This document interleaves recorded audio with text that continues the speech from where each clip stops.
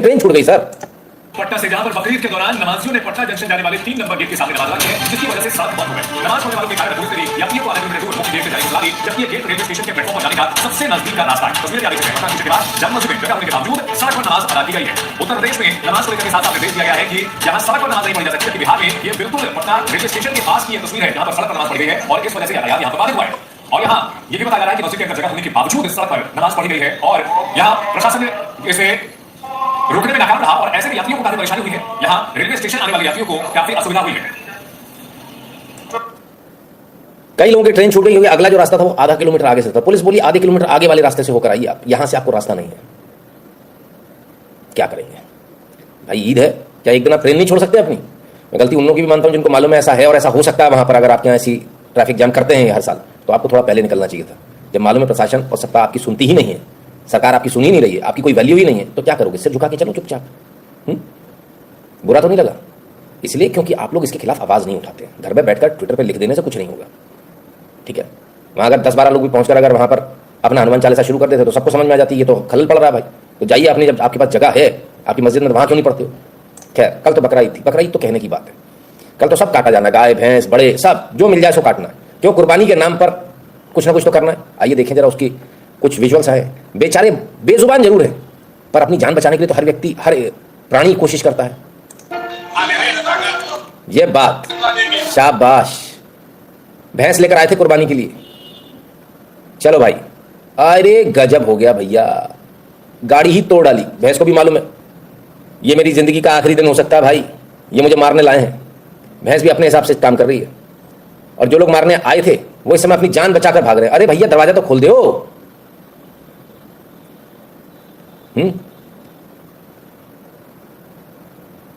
ये स्थिति है, क्या करेंगे? अब आप सोचिए, आप किसी जानवर को मारने की कोशिश कर रहे हैं, वो तो अपने आप को बचाएगा ना। कुछ और वीडियोस भी जरा आनंद लीजिए इन वीडियोस का। एक और वीडियो है, ये भी भैंसे का है। भैंसा पकड़ के ले जा रहे थे सज्जन, फिर क्या हुआ?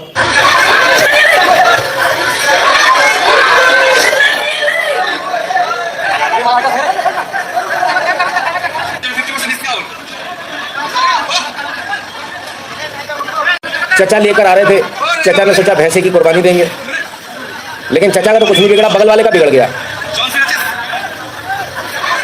ओए होए होए होए, क्या पटका है भाई! एकदम से उठाकर सिर के बल पटका, गर्दन गई खलास। अब देखो वक्त की बात है, वो कह रहे हैं कि कुर्बानी लिखा है, कुर्बानी देना जरूरी है। भैंसे ने भी सुन लिया, उसने कहा कुर्बानी देना जरूरी है, एक कुर्बानी भैंसे की तरफ से सही। तो भैंसे ने कुर्बानी दी भाई।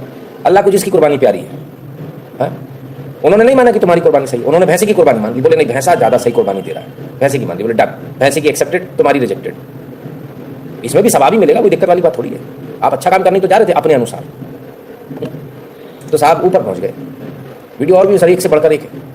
जानवर को आप कितना भी कोशिश करें वो अपनी जान तो बचाएगा, कुछ भी हो जाए।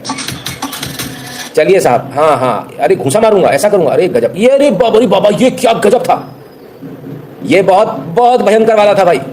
पैर बांधने आए थे, पैर बांध के जिबा करेंगे। अरे रे रे रे, इनकी भी कुर्बानी दे दी सांड ने। लाहौर पे बिल्ला कूदत, स्पीड बहुत जबरदस्त थी भाई, है। वो कौन कौन थे, जैकी चैन सब फेल है सर इसके स्पीड के आगे। ये पहले जूडो कराटे एक्सपर्ट था ये बैल, इसने कुर्बानी दे दी। बोले लो, अल्लाह को प्यारी कुर्बानी। एक और आ रहा सर, तंगलू कैसे, देखते जाइए। इसको भी जिबा करने लाए अपन, फिर क्या हुआ? ओए होए होए, अरे अरे भैया, अरे भैया, ए दैया, अरे दुकान खुल गई बे। अभी अंदर तो कुछ पहन लिया करो कंगलू। अरे कमाल हो गया। जरा देखिए भाई, देखिए ध्यान से देखिएगा। जे गए जे लुढ़के और तंगलुओं के पास पहनने को नहीं है कुछ भाई। अरे मेरे भैया, अरे वो जा रहा है, वो डरे जा रहे हैं, वो आगे सब भग रहे हैं पीछे पीछे। एक सांड ने पूरे देश को, कंगलू देश को नंगा कर दिया भाई। खैर, ये भी एक कुर्बानी है। सब अपने अपने हिसाब से कुर्बानी दे रहे हैं भाई, सच्चाई है, ये बहुत बड़ा सच है। और ऐसा करते, और आज से नहीं, हम बहुत पहले से ऐसा करते आए हैं। जब से मैं पैदा हुआ हूं तब से मैं इसको देख रहा हूं, और उससे पहले से लोगों ने देखा। तो हम हैं इतने नीच, तो इसमें क्या कर सकते हैं? ये नीचता हमारे अंदर भरी हुई है। कुछ नहीं समझ में आ रहा तो जंगल में छोड़ा, पर नहीं, उससे भी पैसे कमाने। मालूम है कि ये कत्ल खाने जा रहा है, इसका काटा जाएगा इसको, पर पैसे मिल रहे हैं ना हमारे को। पहले पता नहीं ये गंदगी कब से आई है हम लोगों के बीच में। आइए चिचा जान का वीडियो ले लीजिए। चिचा जान लेकर आए हैं बैल, हैं चीचा जान आए भैया, हाँ गैया ले आए, गैया जिबा करेंगे चीचा जान। चीचा जान गैया को लाए, बैल ने देख लिया, बैल ने चीचा जान को ढिचकियां, ओए चीचा जान, अरे चीचा जान ये किरिया, चीचा जान कुर्बान होने चल दिए। चीचा जान की तो हड्डी पसली एक कर दी, रोलर बना दिया भाई, पूरा गोलल गोलल कर दिया, एक और हड्डी ना बची होगी चीचा जान की। अरे भाई साहब चीचा जान पियारे हो गए। अरे रे रे भाई साहब, क्या एकदम सारी हड्डियां तोड़ डाली, गर्दन फर्दन क्या गए। अब तुम जिबा करने ले जाओगे तो कोई सामने वाला कुछ तो करेगा, वो भी तो एक रहते हो भाई। आप में भाईचारा नहीं है हिंदुओं में, जानवरों में तो है। हिंदुओं में भाईचारा नहीं, हिंदू में कोई मार रहा हो तो बाकी लोग भाग जाते हैं। जानवर में अगर कोई मारने ले जाता है तो दूसरा जानवर आकर उसे बचाने की कोशिश करता है। थोड़ा सोचिएगा हम कितने गिर चुके हैं, बताना मेरा काम है। खैर चलिए साहब, एक और वीडियो देख लें। कहाँ कहाँ से वीडियो आ रही है भाई। ओरे भाई मेरे, ओए होए ओए होए ओए होए होए, ये तो बड़ा खतरनाक था। आए तेरी, बच गया भाई मेरे, अरे रे बच गया बाल बाल। जानवर को खबर लग जाती है कब उसकी मौत आने वाली है, कब उसको मारा जाने वाला है, उससे पहले ही वो अपनी बचाव में कुछ ना कुछ करता है। लेकिन एक कौम ऐसी है जिसको पता नहीं है कि उसकी मौत आने वाली है। ये यूं कहने पता है, उसके बाद भी वो अपनी आंखें बंद कर लेता है। उस कौम का नाम किसी को पता है तो बता दीजिए कमेंट सेक्शन में, क्योंकि उसे पता है उसके पास ज़्यादा समय नहीं है, 15 साल के आसपास की बस कहानी है। लेकिन इसके बावजूद जिस तरह से छटपटा कर जानवर अपना रिस्पॉन्स दे रहा है, जवाब दे रहा है, वो आराम से सो रहा है। वो कहता ठीक है कोई बात नहीं। नाटक में चलते हैं और शरंगू सलागार बीजेपी एमएलए है बसवा कल्याण से, बसवा कल्याण कर्नाटक से। उन्होंने क्या किया जरा देखें।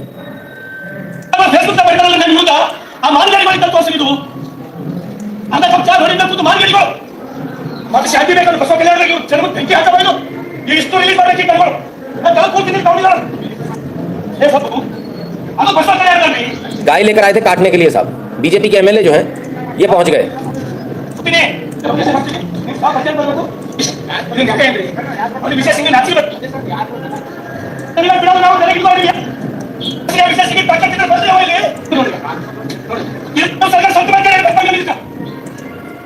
और ये इन गायों को बचा लाए, 40 गाय जो हैं उनको बचा लाए, जिनको की बकरीद पर काटने के लिए लाया गया था। कर्नाटक से बीजेपी एमएलए शरणू सलागार, बहुत बहुत बधाई है, 100 भाई, शुभकामनाएं। पर लोगों ने बोला था कि कौन सी ईद मनाओ, वो इको फ्रेंडली, वो इको फ्रेंडली ईद बनी साहब, लोनी में बनी। और जरा देखें कैसे बनी, बाकायदा केक काट कर।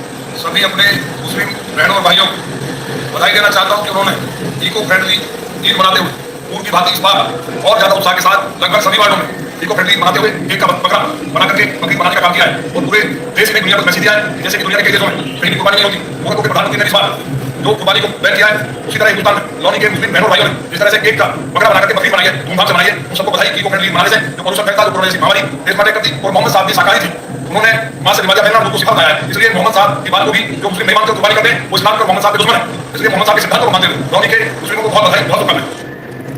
तो चलिए साहब, ये फर्क आ गया। अब एक बात बताइए, एक विधायक अगर इतना कर सकता, लोग बात मान रहे हैं, लोगों को समझ में आ रहा है कि हाँ ये चीज़ तो गलत है, इस तरह से कुर्बानी नहीं दी जानी चाहिए, तो क्या ये और बड़े लेवल पर नहीं हो सकता था? क्या केंद्रीय मंत्री या प्रधानमंत्री इस बात को आह्वान करते तो क्या इसका इफेक्ट नहीं आता? मैं समझता हूँ काफ़ी इफेक्ट आता, करना चाहिए था। संभवतः शायद डर रहे होंगे कि इतनी बड़ी बात अगर हम बोल देंगे बवाल ना हो जाए, कहीं कुछ का कुछ ना हो। इतनी सही चीज़ तरीके से लोगों ने मनाया, पर सब ने नहीं मनाया। बाकी जगह क्या हाल है? दिल्ली में दावा किया गया था कि खुले में सड़क पर गलियों में कुर्बानी नहीं दी जाएगी, बैन है। दिल्ली में बहुत एडवाइजरी जारी की गई और बड़ा कॉम्पेन शो किया गया, सब ऐसा कर देंगे, वैसा कर देंगे, ये होगा वो होगा। दिल्ली के विधायक मंत्री बहुत लिख रहे थे, एक्सपर्ट दुनिया भर, पर सच्चाई क्या है? सच्चाई ये है साहब,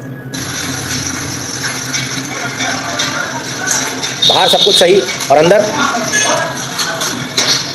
गली में अंदर आ जाइए, अंदर चल रहा था पूरा कारोबार, बाहर सब एकदम सन्नाटा, अंदर कारोबार चल रहा पूरा।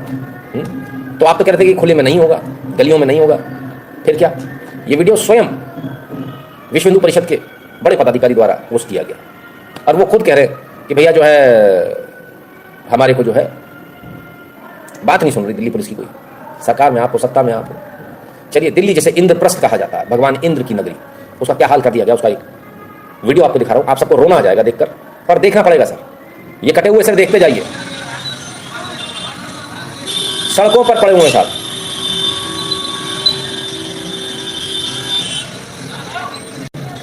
आप चल नहीं पाओगे इस हद तक।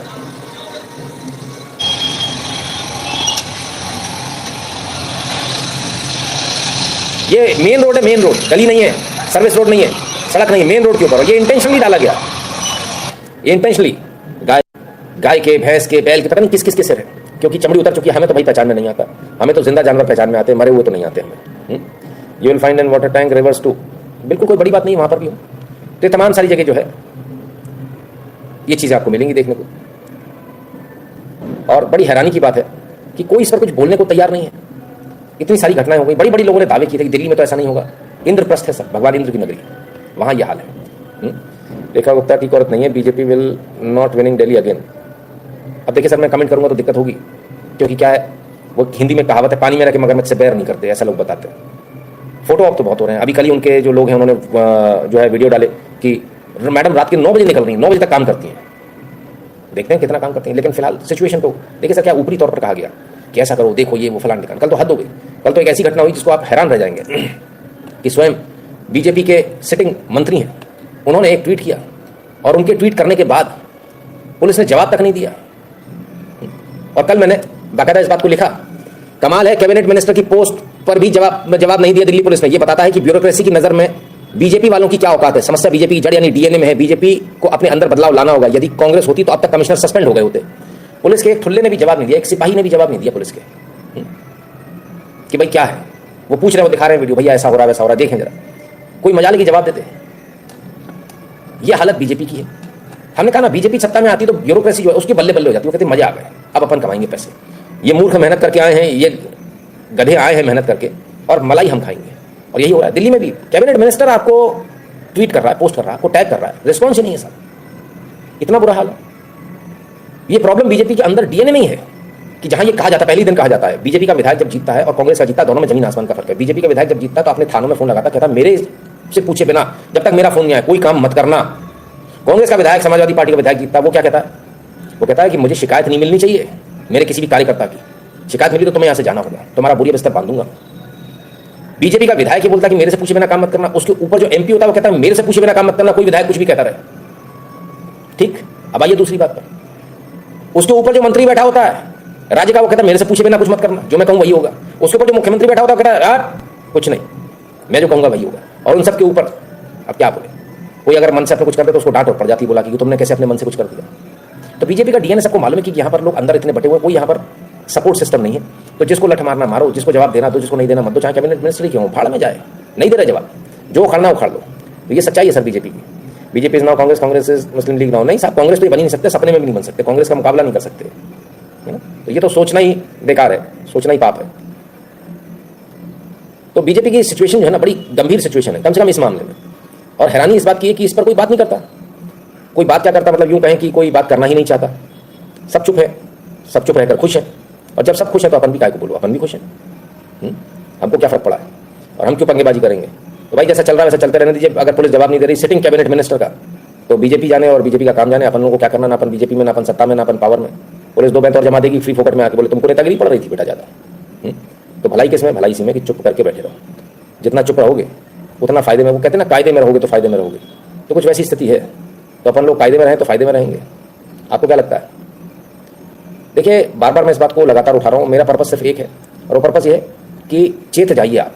जब आपके कार्यकर्ताओं काम नहीं होते तो कार्यकर्ता छोड़कर आपको जाने लगते हैं। और वो सर्कल जो है ना, जो आपने बना रखा कि एक जाएगा दूसरा आएगा, वो भी अब पूरा होने को आ गया कि जाते जाते भी लोग वो सर्कल में पहुंच गए हैं, छोड़कर जाने वाले ज़्यादा हो गए हैं। तब आपके लिए मुसीबत हो जाएगी। एक समय आ जाएगा जब आपको नए मिलेंगे नहीं, क्योंकि नया जैसे जाएगा दूसरे बाकी 10 लोग उसको बोल देंगे भैया रहने दे, ये लोग किसी मतलब के नहीं है। फिर मत कहना बताया नहीं था। मेरा काम है आपको सच से अवगत बेकार है। चलिए आगे चलते हैं, कुछ और वीडियोस देख लें। इंद्रप्रस्थ, भगवान इंद्र की नगरी, आपकी नगरी। हाल क्या है? हाल ए इंद्रप्रस्थ। ये है इंद्रप्रस्थ।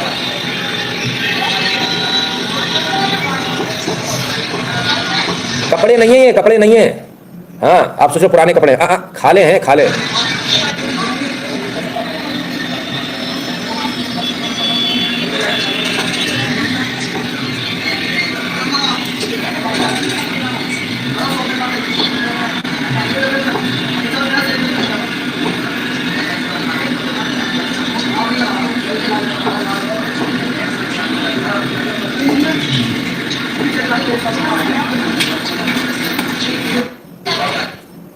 खालों के ढेर लगे हुए हैं, मांस के टुकड़े पड़े हुए हैं, इंटेस्टाइन पड़ी हुई हैं, पेट में आधा पचा हुआ खाना पड़ा हुआ है, ये सारी चीज़ें खुले में पड़ी हैं।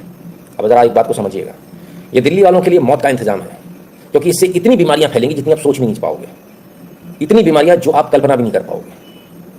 क्या ये अलाउड होना चाहिए? क्या सुप्रीम कोर्ट कोई जाएगा इसको लेकर?